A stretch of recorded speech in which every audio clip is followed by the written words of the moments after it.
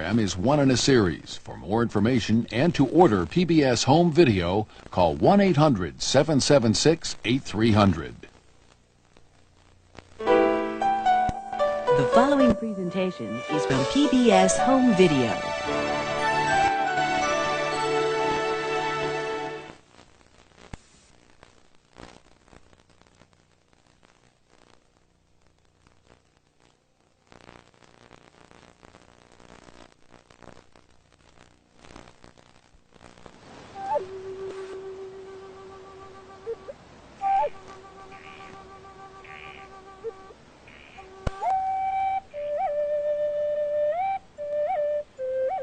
In the days of the buffalo, the great northern plains were the hunting grounds of my people.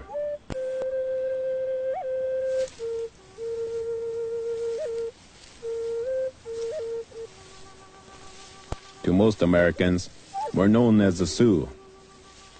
Our own name is Lakota.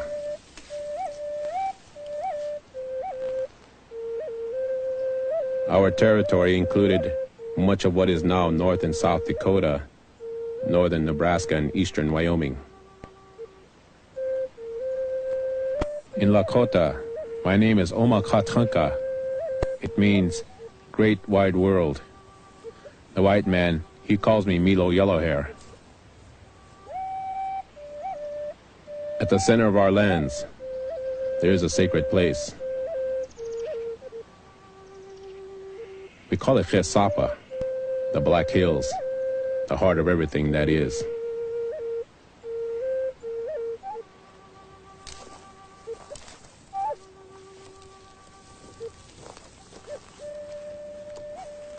It was here that my ancestors came to pray.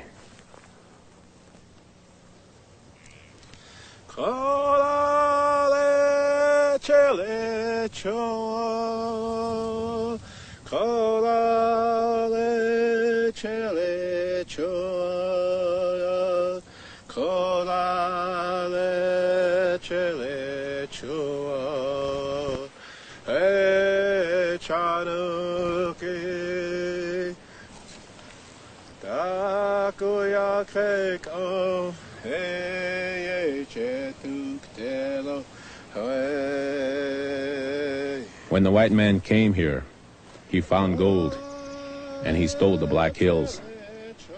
The U.S. government outlawed the Lakota religion.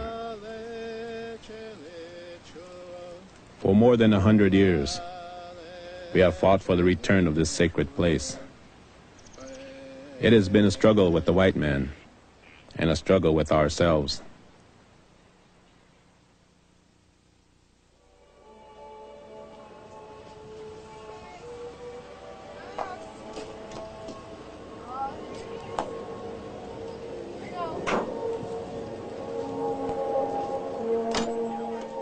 To most Americans, the Black Hills of South Dakota are best known for a big rock carving. During the summer months, 20,000 people a day visit Mount Rushmore. This huge sculpture, blasted out of native rock, is called the Shrine of Democracy. Here, visitors have an opportunity to reflect on the values that shaped American history.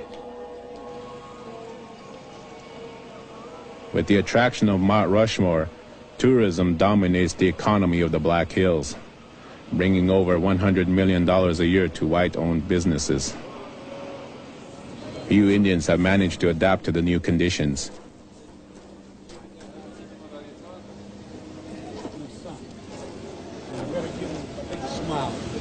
In this America, the Indian is just a relic.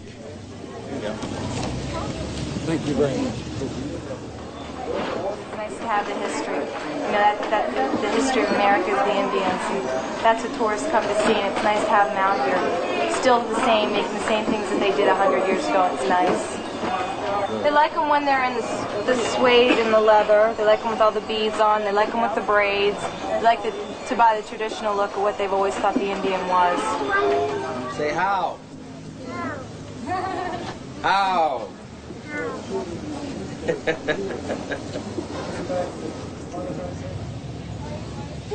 Huh. Say, how's the engine? How's the Indian?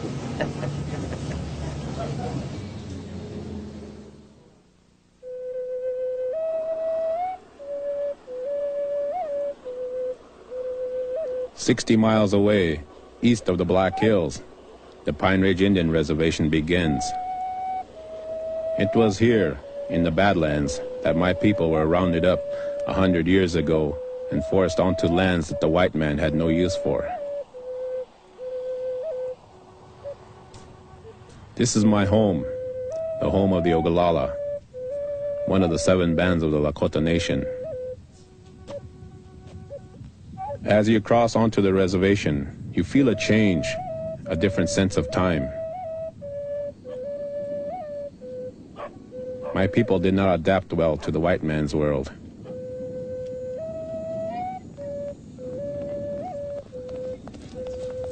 Far from the tourists in the Black Hills, Indian reality begins.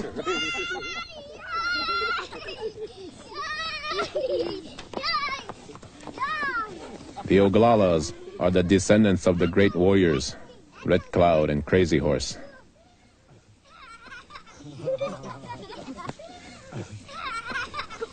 There you go. There you go.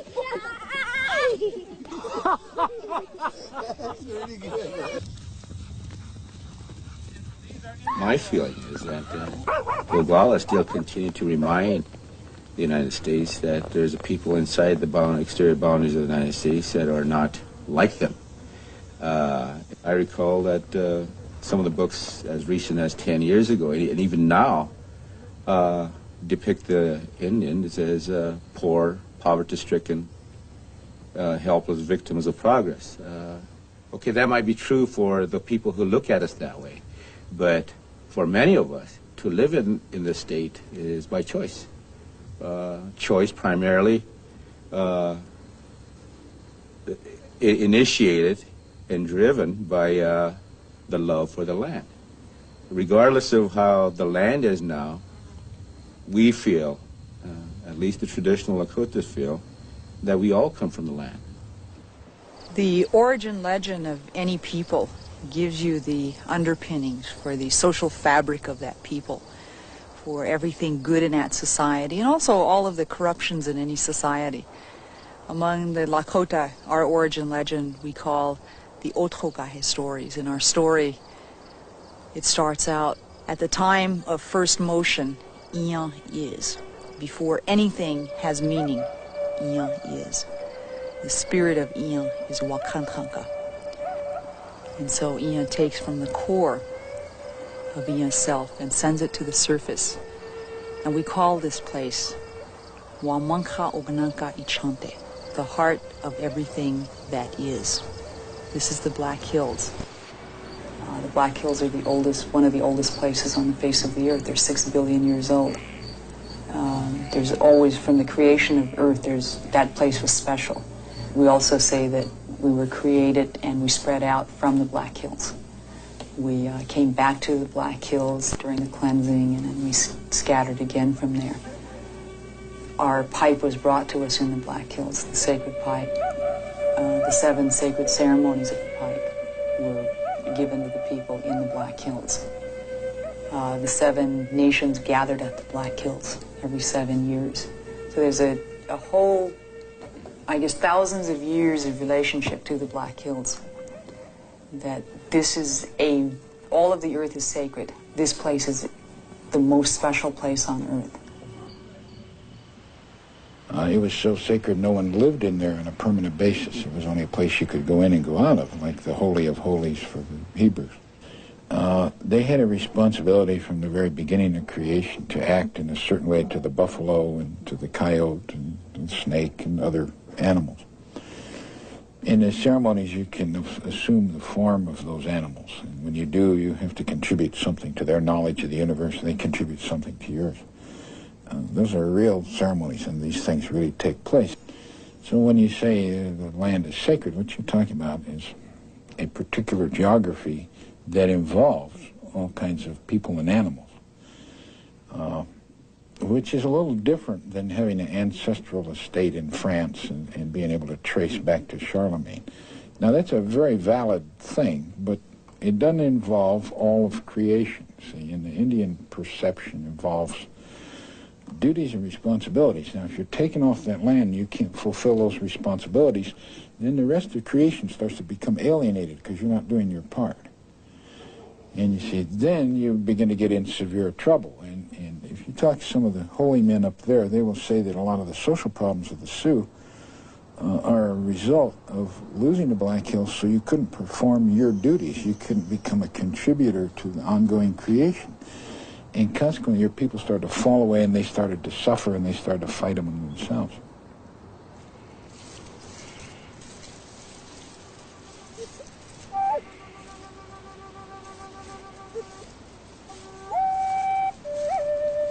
The troubles of my people began with the loss of the buffalo. The buffalo provided my great-grandparents with their food, their clothing, and their shelter. But in the 1860s, white immigrants traveling west on what we call the Thieves' Road began to slaughter the buffalo. Hostilities between the Indians and whites grew. Led by Chief Red Cloud, the Lakotas went to war. They pushed back the Long Knives and forced the U.S. government to negotiate a peace treaty. The Treaty of Fort Laramie, signed in 1868, set aside the Black Hills and all of western South Dakota for the exclusive use of the Sioux. White men were forbidden to enter.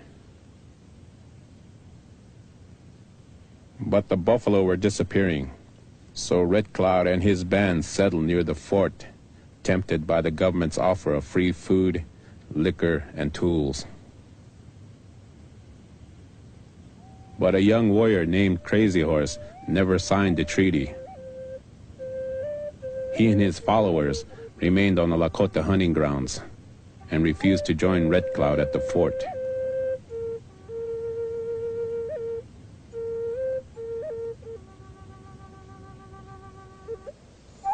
The split between Red Cloud and Crazy Horse, between the hang-around-the-fort Indians and the traditionalists, the so-called hostiles, would drive a wedge between the Lakota people that would last more than a century. But after the treaty, prospectors found gold in the Black Hills. In 1874, General George Armstrong Custer led an illegal army expedition through the Sioux lands to confirm the discovery.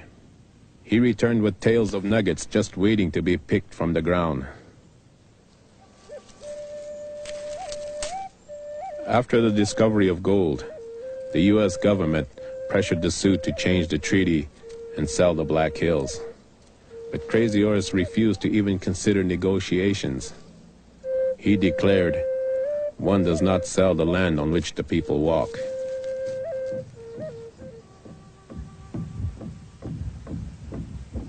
In 1876, General Custer attacked Crazy Horse's encampment on the banks of the Little Bighorn.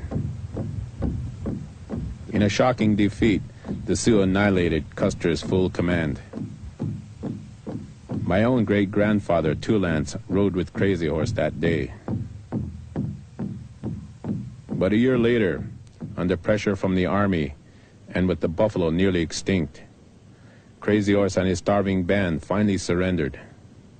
A few months later, he was killed by white soldiers and the newly created Indian Police. Despite his importance, no photograph of Crazy Horse was ever taken, and his burial site remains a secret even today. In 1889, Congress annexed the Black Hills. Thousands of fortune seekers poured into the sacred land of the Sioux. The vast Lakota territories shrank down to a few small reservations.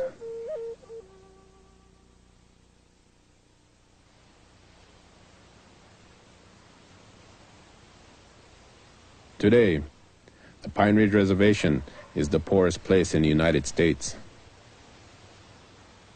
It is a land with no visible industry or businesses.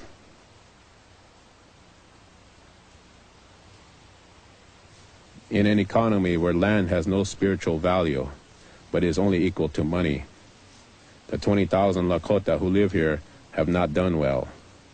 Unemployment on the reservation is over 80%, and welfare is the main source of income. A single person receives $32 every 2 weeks. There isn't any jobs. That's the main problem we have on the reservation, is there's no jobs.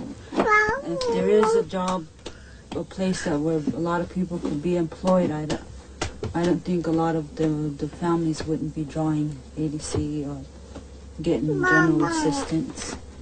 But since a lot of stuff closed down on the reservation, everybody's been drawing food stamps and commodities. The village of Pine Ridge is the seat of local government. The Bureau of Indian Affairs is the source of federal money and is by far the largest employer on the reservation. The majority who live here are of mixed Indian and white blood. In the old days, Indian agents responsible for the equal distribution of rations didn't care who got them, and Indians who lived close by, the ones called hanger-on-the-forts, got more than their share. In many ways, the situation remains the same today. The town of Pine Ridge and its political hierarchy received the lion's share of federal aid. And Oglalas who live in the remote districts of the reservation get less. If you go in a BIA office or a tribal building, you won't see any full blood sitting in there. You'll be seeing full bloods, half-breeds, and Washitas. They're all in there. They're taking over everything. What's the matter with the mixed bloods? One day they'll be Indian, next day they'll be white. Yeah. One day, against you. yeah, they'll turn. One day they'll be good. One day they'll turn the other. Yeah. And then there's a lot of these full bloods that do have. They're well educated, but nowadays, like Vern said, you can't go in any office and apply for a job on this reservation unless you have green or blue eyes, and if you're light-skinned. The tribe is caught between the desperation of unemployment and the breakdown of the culture. The level of hopelessness can be measured by the high rate of alcoholism. The sale and consumption of alcohol are outlawed on the reservation, but a good part of the federal aid dollars end up in border towns, boosting the local economy with the liquor trade. Many have fallen with a bottle in their hand. You see a lot of these houses where all they've got is a mattress on the floor and a bedroom with some blankets, maybe an old table with a couple of broken chairs, some commodities in the cupboard, very little food in the refrigerator. You see a lot of child neglect. You see a lot of drunken people. You see a lot of people waiting for each other to pass out so that they can rip each other off, this sort of thing. You see a lot of beatings, all that drunkenness seems to bring. I guess some people think they're having a good time, but if you're not drunk yourself, it looks like you walk through the gates of hell or something in some areas. A lot of things that are with me today, in my memories, about attempts to escape from the reality of what was going on, the drunkenness. And we see a lot of Indian people who are drunk. They may be the only warriors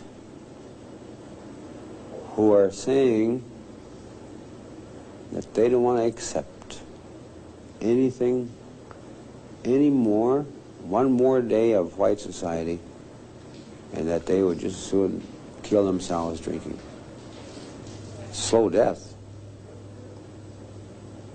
I've thought many times and along those lines, because I myself went through it, and I didn't want to accept one more day of living in a society that was crushing and devastating and murdering the culture of our people and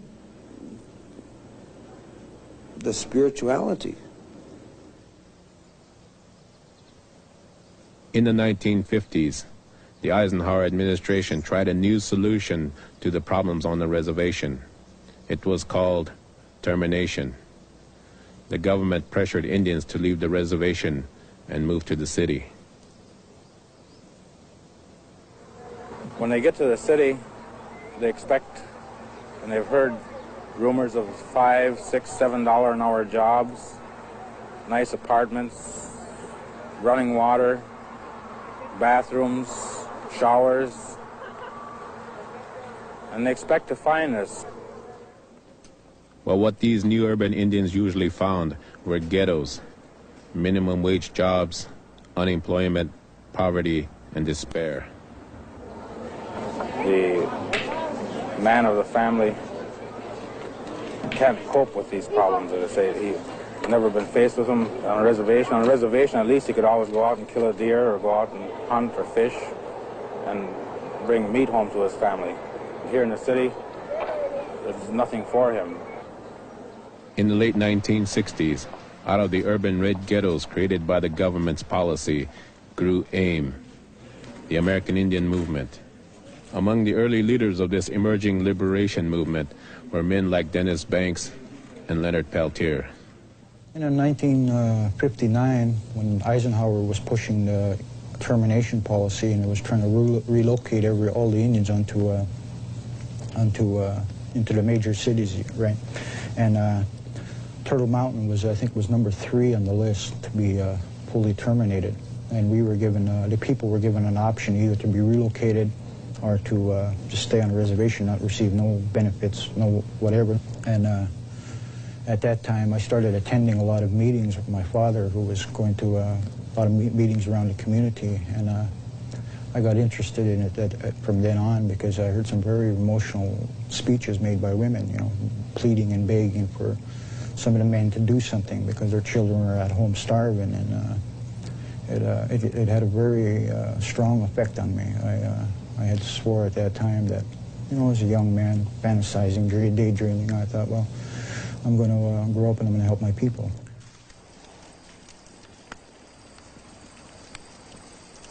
Inspired by the civil rights movement, city Indians traveled back to the reservations to look for an identity their parents had lost. My friend, Virgil Kilstraight, and I were young men on the Pine Ridge Reservation in those days. All of a sudden, Pine Ridge became the magnet that attracted newborn Indians.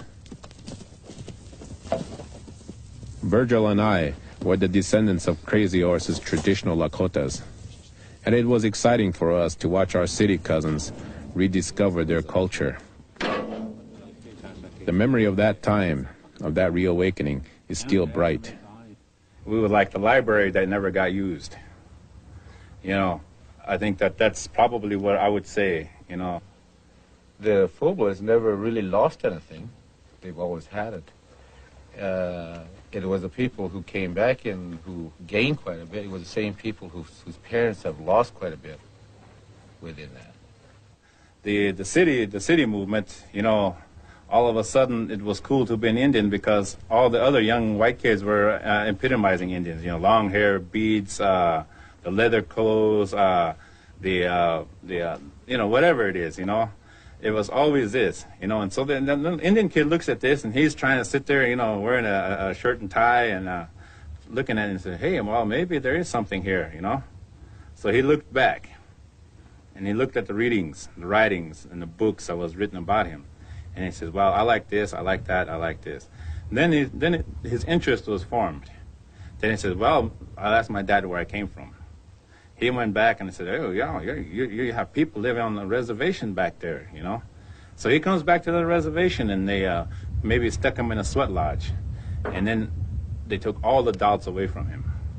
And now he's looking at other people and said, oh, there's old man kills enemy, there's old man catches, and there's old man this, you know, jumping bulls, two bulls, all of these. All of a sudden they are finding out they are like a people who recently discovered their face, you know. And they say, oh, wow, I'm here, you know. And then all of a sudden they said, okay, you have always had this. And I think this is what the role that the reservation had played. Oh, good morning. My grandfather always said, good morning, and in the old country, the young Indians met a Lakota medicine man named Henry Crow Dog. He was a living link to the past, to the old ways his family had maintained. He told the young activist that to be fully Indian, the new political movement needed a spiritual foundation, that what was most important was a spiritual connection to the land. Everything is in place. Well, that's good. Everything is in place and everything's just the same. It's good. That's all right.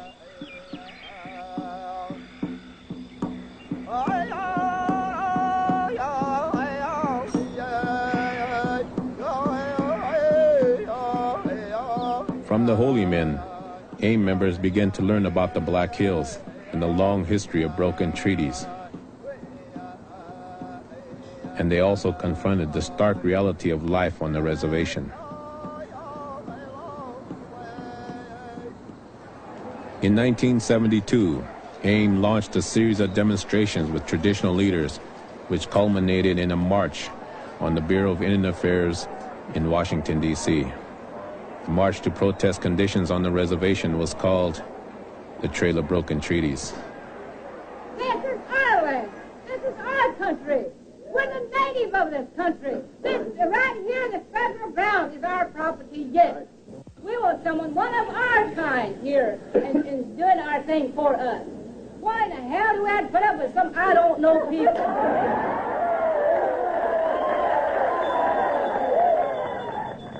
The Indians managed to capture headlines by taking over the Bureau of Indian Affairs.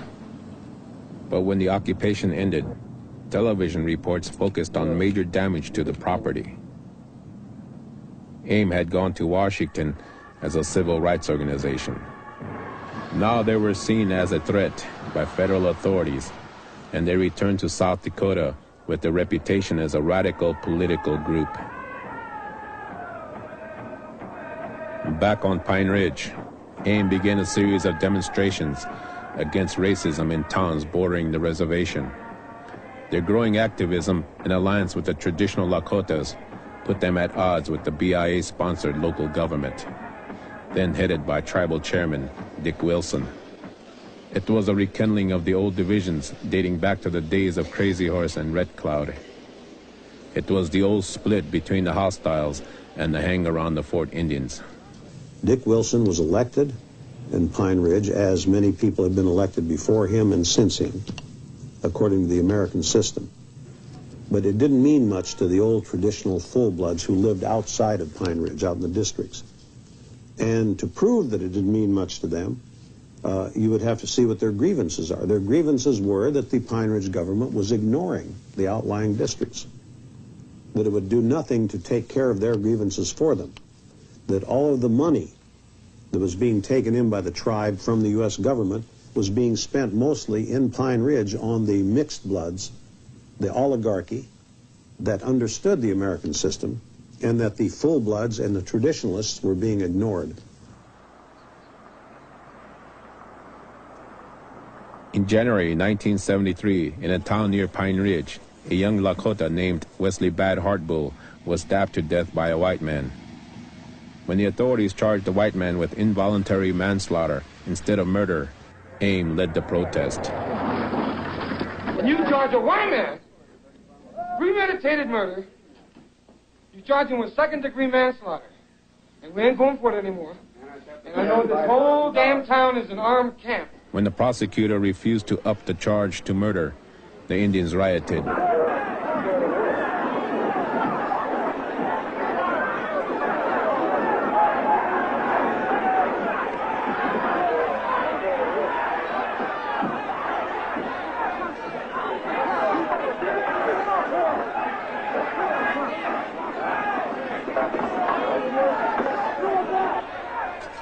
But many Indians on the reservation who benefited from government jobs resented the militant tactics. Perceiving a threat to his administration, Tribal Chairman Dick Wilson organized opposition to AIM. I think every one of us is aware of what happened to the Bureau of Indian Affairs building in Washington back in November. At that time, a threat was made via telephone from Mr. Russell Means, to the secretary of the Oglala Sioux tribe, Toby Eaglebow, that they wanted to come into Billy Mills Hall here and hold a victory dance. We, of course, said no way. He responded in this way. He said, "Get your pigs together. We're coming in anyway, and we're going to take Billy Mills Hall, and we're going to use it. We're going to have our victory dance."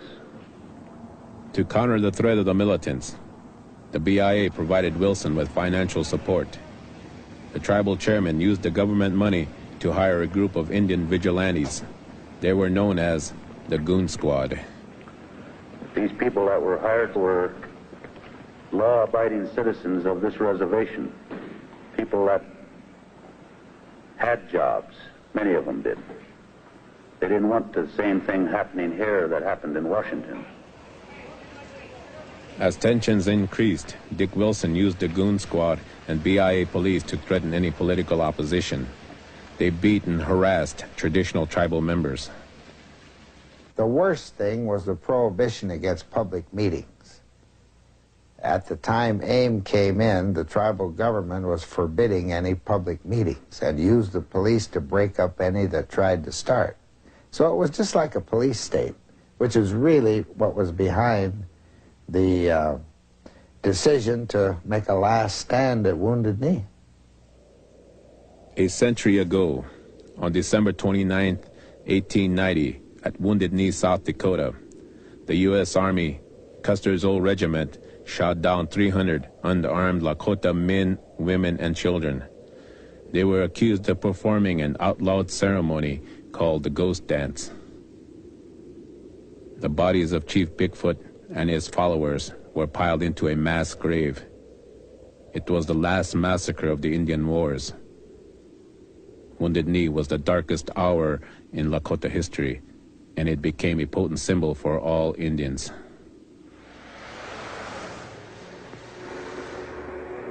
On the night of February 28, 1973, the American Indian movement led a band of rebels into Wounded Knee, just miles from Pine Ridge. They captured the town, sacked the general store, and barricaded themselves against the police. It was an audacious stand to gain national attention. The 300 insurgents were immediately surrounded by combat-trained federal marshals, FBI agents, and Wilson's vigilantes. The next morning, the world woke up to reports of a new Indian war. I left college and went straight to the reservation to help move supplies into Wounded Knee. We proclaimed the independent Oglala Nation, demanded an end to the corrupt system of tribal government, the removal of Dick Wilson, and the return of the Black Hills. The takeover would become a long, bitter 2.5-month siege, the largest armed conflict in the United States since the Civil War.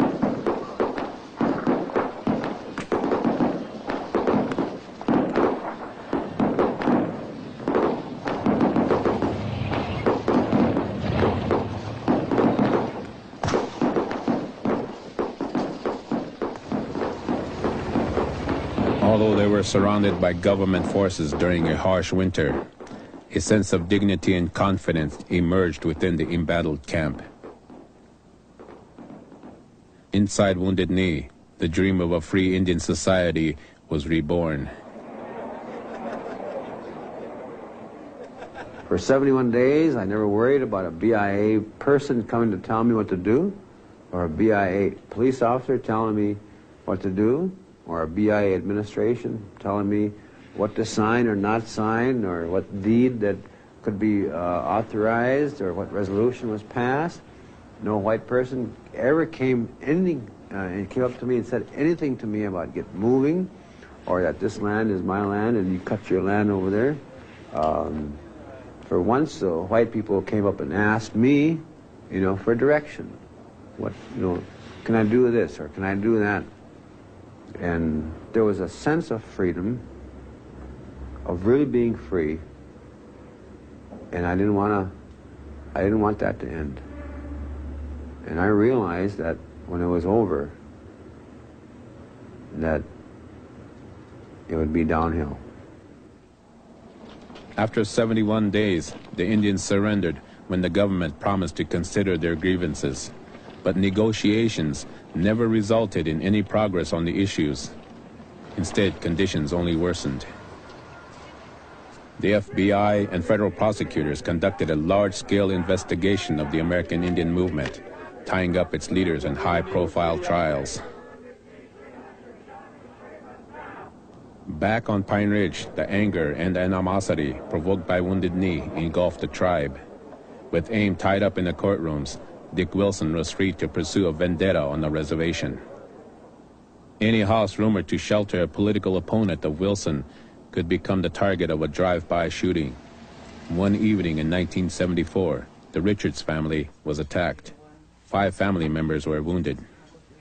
I got hit in 2 places, and then I saw John's arm go, and then I just laid down with him, and then just that quickly it was over. The house was full of powder from the walls, and I turned and I was running into the kitchen, and my stepfather was laying, and there was just blood everywhere, and Lulu was laying half in and half out of the house, and Dokes was under the table, and it was just total confusion. There were kids laying all over. My other little sisters and my little stepsisters were laying on the ground. I didn't know who was dead, who was alive. And a neighbor pulled in and he took us to the hospital, and that car was going down the road and somebody was still firing. We had no protection from our own police. We had no protection from the FBI. We had no protection from the U.S. Marshals or any kind of law enforcement agencies that exist. I felt like they were all working together and that we had to protect ourselves because it was the police that shot us up. There was no investigation afterwards. Well, I guess it wasn't really law and order. It was protection. Protecting the people that were here that didn't support AIM, you know. And Tribal member Dwayne Brewer was a leader of the Goon Squad. That was, you know, mostly it. Like I said, we never allowed these people to come into town and raise hell. If they did, we were always gathered up. This house right here was firebombed on the corner. The houses I'm talking about that were shot up a lot are the ones that are up here. How can you justify that kind of shooting at these guys? You really can't. Just got away with it, you know. It was going on all the time. If they wasn't shooting around and, you know, and raising hell, then we was. You know? So it wasn't just all goons. This little crew up here raised hell quite a bit and done a lot of shooting too. The violence engulfed all of us, and we all had to take sides. Many of us believed that the federal forces on the reservation had sided with the goons. AIM was prosecuted whenever and wherever possible, while goon violence was either condoned or overlooked. The U.S. Civil Rights Commission asked the Justice Department to investigate FBI bias, but no charges were ever brought. I'm not aware of any alignment that we made with a vigilante group. Again, our utmost desire was to keep the peace and to prevent loss of life. And if our agents are alleged to have violated the law, then they are held, and they can be held like any citizen to account for themselves. So when you speak of harassment, of terror, there are certainly civil rights and countercharges that have been made, but I haven't seen success in those areas where they've been able to prove some of these allegations that you're now bringing up. Did the FBI like you? I got along good with them. Yeah, they probably thought I was a funny guy, you know. Have all these weapons and stand out as much as we did in them days, and all of the situations we was involved in, and yeah, we wasn't afraid. He probably run my name through the computer and said he's got, you know, sitting there with 4 weapons and he doesn't have a permit for any of them. But when they came to your house and they saw all those weapons, did they give you anything besides the intelligence, that is, information about AIM? Did they give you any physical items at all? Well, I know they, you know, one time they gave me some armor-piercing .357 Magnum ammo. Here, you know, in case, you know, they're in case they're in a brick building or something, or, you know, just give them to me. Here. Them are expensive rounds, you know. You don't get them anymore. They only go to law enforcement people. So, yeah. But, you know, we had them. We had all that stuff. Why would the FBI give you armor-piercing rounds? Probably so that, you know, I had enough weapons, enough ammo to do a job. Against AIM? That was who was having war with, you know. During the 3 years after Wounded Knee, 60 people were murdered on Pine Ridge in the tribal civil war. Most were supporters of AIM. A sense of helplessness and isolation terrified reservation families. A number of Indian delegates from the Lakota Nation came down there and again pleaded for some American Indian movement help, because Indian people were being brutalized, being killed, were being beaten, were being terrorized. I think Rosalind Jumping Bull was one of them, and a number of different other elderly ladies. So I organized a couple of carloads of people to go down there with Dennis and everybody else, so we went down to, that's how we ended up in Pine Ridge at that second time. When Peltier returned, he and a group of young AIM members established a hidden camp near the remote hamlet of Ogallala. Residents in the area had grown increasingly fearful of the Goon Squad. On the morning of June 26, 1975, 99 years after Custer was defeated, 2 FBI agents chased a car onto this property. A shootout erupted. After a day-long gun battle, the 2 FBI men were found dead. One young Indian had been killed by police gunfire. Peltier and the other Indians escaped into the hills. 200 FBI agents were flown to Pine Ridge in search of the killers. It was the largest manhunt in FBI history. The Ogalallas don't like what happened.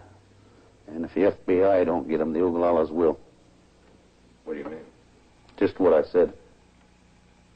We have our own way of punishing people that way. Shooting on the reservation? You said it. We'll take care of them. 9 months after the shootout at Pine Ridge, Peltier was captured and returned to stand trial for the murder of the 2 FBI agents.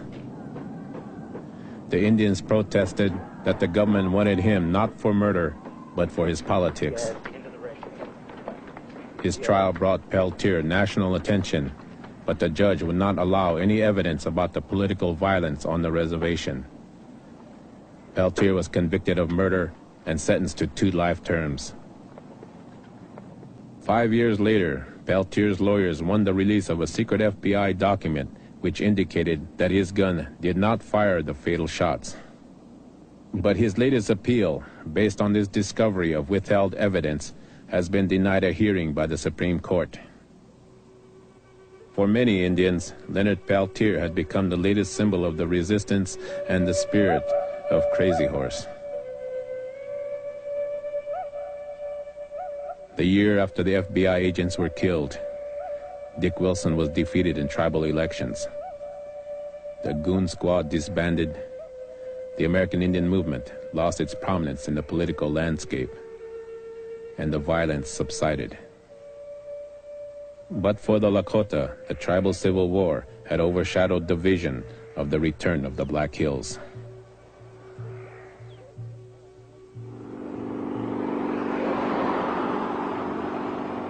Today, the Black Hills are still occupied by the white men.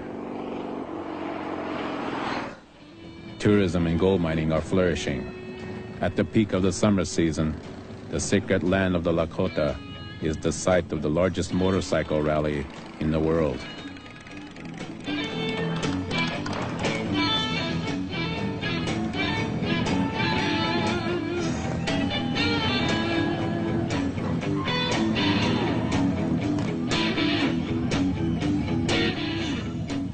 But for more than 100 years, the Lakota people had never abandoned their claim to the Black Hills. Generations of tribal leaders continued to battle for the land in the courts. In 1980, the U.S. Supreme Court upheld a lower court decision that the Black Hills had been stolen from the Sioux. The ruling said A more ripe and rank case of dishonorable dealing will never be found in the history of our country. A payment of $122 million was ordered. Although the Lakota people had very little money, they refused the payment. When the Supreme Court wrote that decision, they recognized this was not the most honorable thing that ever took place. That is, that the Indians were probably taken advantage of. But nevertheless, it's something that the United States government did, and it's history, and it's something that's got to be lived with. And we're trying to abide by the law of the land, and that is when something is taken by the government, the person from whom it is taken is entitled to just compensation. The Supreme Court says you've got to do that. You've got to pay them just compensation, and that has been arrived at. Some of the Indians are now saying, hey, we don't want the money, we want the land back. But that isn't the way it works. History has moved on down the road, and you can't go back to 1877. You can't bring the buffalo back. Before the 1970s, many Indians might have given up and taken the money, but the militancy of that time sparked a resurgence of Lakota spirituality on the reservation.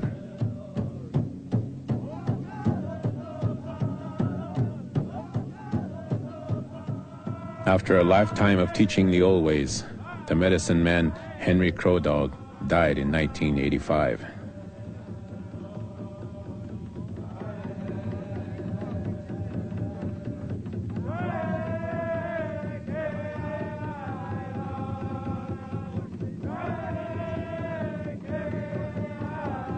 He had taught a new generation of Indians that what was fundamental to Indianness was the spiritual connection to the land. In the beginning, it was the young men from the cities who listened. But after the Civil War on Pine Ridge, the mixed bloods began to find a new respect for the traditional ways.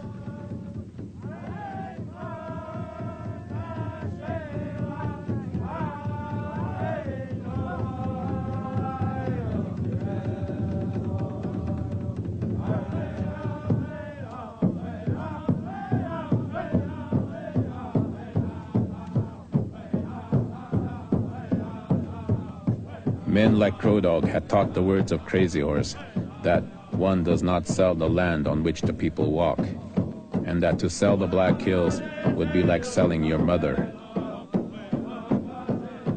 Those teachings would now blossom into a widespread demand for the return of the Black Hills.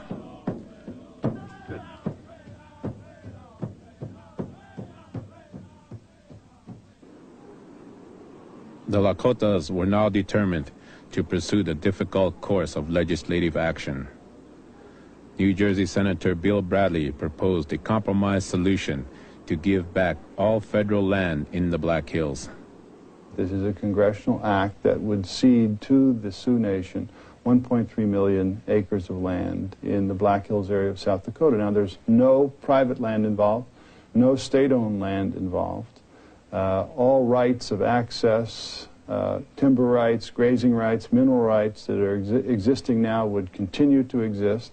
It would create a Sioux National Park that would be available for everyone to come and visit. And I think that it would right a wrong that was done to the Sioux many years ago. And in that sense, I think that it's the kind of thing that reflects on the best traditions of America to right this kind of wrong. The Bradley bill died in 1987, but similar proposals are pending. The legislation does not threaten any existing rights, but any offer to return land to Indians is strongly opposed by most whites in South Dakota. I told one guy that was here, he said that this place and my ranch really is Indian land. I said, no, it isn't. I says, I got this land, some of it I bought from homesteaders, and my dad homesteaded some of it. And they homesteaded from the United States government. And the United States government bought it in the Louisiana Purchase from the French, so if you have an argument, go argue with the French. They sold it. Listen, I don't think the Indian would have hollered if he wouldn't have had these rabble-rousers put these notions in their head, like AIM. We never had any problem with them before. They get drunk once in a while, but like anybody does, most anybody. But they never had no problem with them. Heck, we got along with them good, and I really think we get along with them good now. In any war, which you read your history books, you can read the Indian Wars, such and such, just it's listed in your history. And when you lose a battle or lose a war, why then you have to suffer the consequences. They're conquered people. If you conquer a people, then it's got to stand.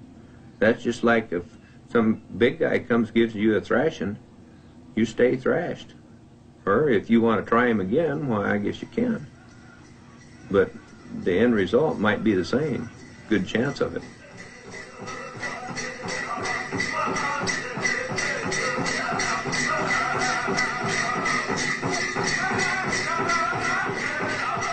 Today, the Lakota people are more unified than any time I can remember.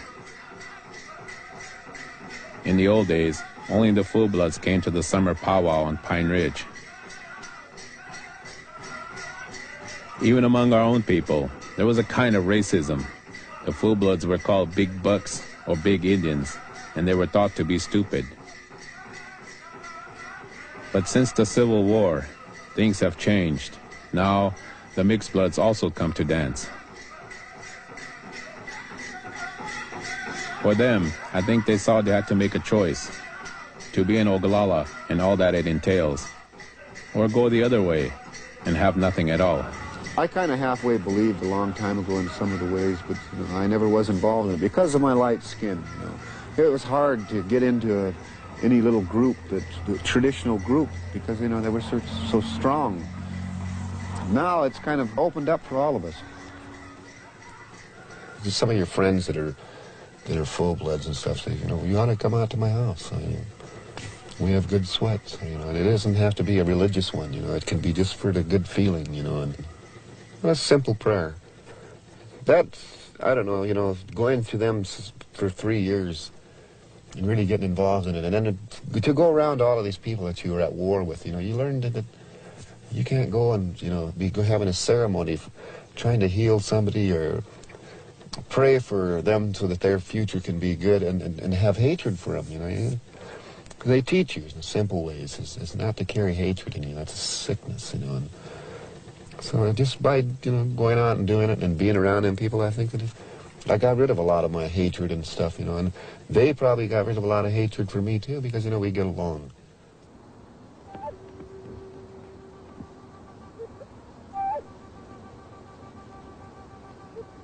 Buried in the cemetery at Wounded Knee are the last 100 years of the history of my people. This is the mass grave of the 300 Lakotas massacred in 1890. Here too is the grave of Glenn Three Stars. He was a prominent member of the Goon Squad. He is buried next to Milo Goings, who was inside Wounded Knee in 1973. 5 generations have now passed since Crazy Horse was killed. Nobody knows where he is buried. The vision of Crazy Horse was to stop the encroachment of the white man through the medicine of the mole, who can come out of the ground anywhere, any place, any time, to fight. He may come back in 10 different people, 10 different ideas, and become very powerful, and then suddenly disappear.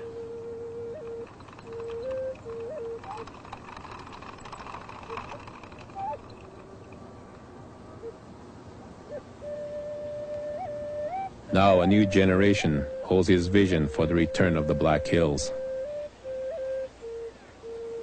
The spirit of Crazy Horse is alive and still travels on this land.